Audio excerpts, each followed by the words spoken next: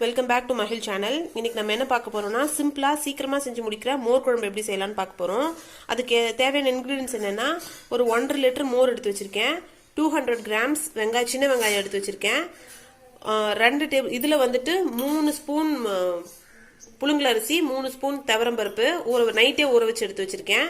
தாளிக்கிறதுக்கு பச்சை கறிவேப்பிலை, 1 டேபிள் ஸ்பூன் அளவுக்கு மஞ்சள் தூள், கால் மூடி தான் வந்துட்டு தேங்காய் எடுத்து வச்சிருக்கேன். பச்சையாக போட்டு அரைக்கிறதுக்கு சின்ன வெங்காயம், 20 பல் பூண்டு. இப்போ ஸ்பைசஸ் என்னன்னு பார்த்தீங்கன்னா 1 ஸ்பூன் சீரகம், 1/2 ஸ்பூன் பச்சை கொத்தமல்லி, 1 ஸ்பூன் மிளகு. இப்போ இந்த காரத்தை அட்ஜஸ்ட் பண்ணி வரமிளகா எடுத்து வச்சிருக்கேன். சரி வாங்க இது எப்படி செய்யலாம்னு பார்க்கலாம்.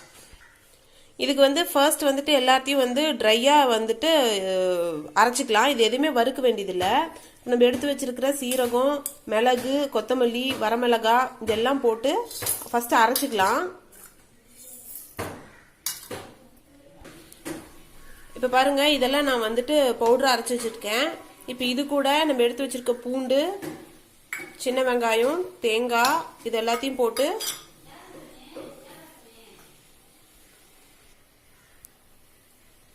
அப்புறமா பருப்பு ஊற வச்சிருக்கோம் இல்லையா, நைட் ஊற வச்சு எடுத்து வச்சிருக்க பருப்பு, மஞ்சள் தூள் இதெல்லாம் சேர்த்துட்டு நம்ம பேஸ்ட்டை அரைச்சி எடுத்துக்கலாம். இப்போ பாருங்க, இது நல்லா அரைச்சி வச்சிருக்கேன். தண்ணி விட்டு நல்லா பேஸ்ட்டா அரைச்சி வச்சுக்கோங்க. இப்போ நம்ம கலந்து வச்சிருக்கிற மோர்ல இதை சேர்த்துக்கலாம்.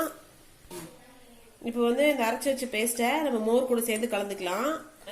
இது கரெக்டான பதத்துல இருக்கு. இது கெட்டியா இருக்குன்னு நினைச்சீங்கன்னா மோர் சேர்த்திக்கோங்க, கூட தண்ணி சேர்க்க வேண்டாம். தண்ணி சேர்த்தீங்கன்னா குழம்பு ரொம்ப தண்ணியாட்ட போயிடும். மோர் சேர்த்தீங்கன்னா கரெக்டா டேஸ்ட் வரும்.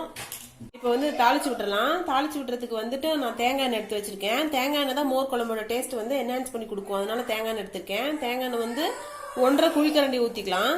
எண்ணெய் சூடானதும் நம்ம கடுகு போட்டுக்கலாம்.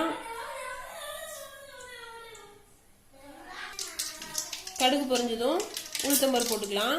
உளுத்தம்பருப்பு பொன்னிறமா கலக்கட்டும். இது கூட கறிவேப்பிலை போட்டுக்கலாம். நான் மிளகாய் எதுவும் போட்டுக்கல. மிளகாய் நான் இது கூட சேர்த்து அரைச்சிக்கிறதுனால நான் மிளகாய் போட்டுக்கல.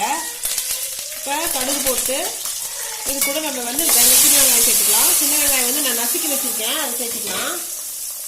இப்போ இது கூட வெஜிடபிள்ஸ் ஏதாவது சேர்த்திக்கணும் அப்படின்னா வெண்டைக்காய், பூசணிக்காய் இதெல்லாம் சேர்த்திக்கிற மாதிரி இருந்தால் இந்த டைம்ல சேர்த்திக்கலாம். நான் இப்போ பாருங்க, வெங்காயம் நல்லா வதங்கிருச்சு. இப்போ நம்ம கலந்து வச்சிருந்த மோரை இது கூட சேர்த்திக்கலாம். மோரை ஊற்றிட்டு இதை கலந்து விட்டுக்கோங்க. இது கொதிக்க வேண்டாம், இது கொதிச்சு வர வேண்டாம். இதை கலந்து விட்டுட்டு இப்போ இதுக்கு தேவையான அளவு உப்பு போட்டுக்கலாம். நான் ஏற்கனவே மோர் கலக்கும் போதே உப்பு போட்டிருக்கேன். உப்பு இப்போ பத்தாததுக்கு தான் நான் கொஞ்சம் போடுறேன்.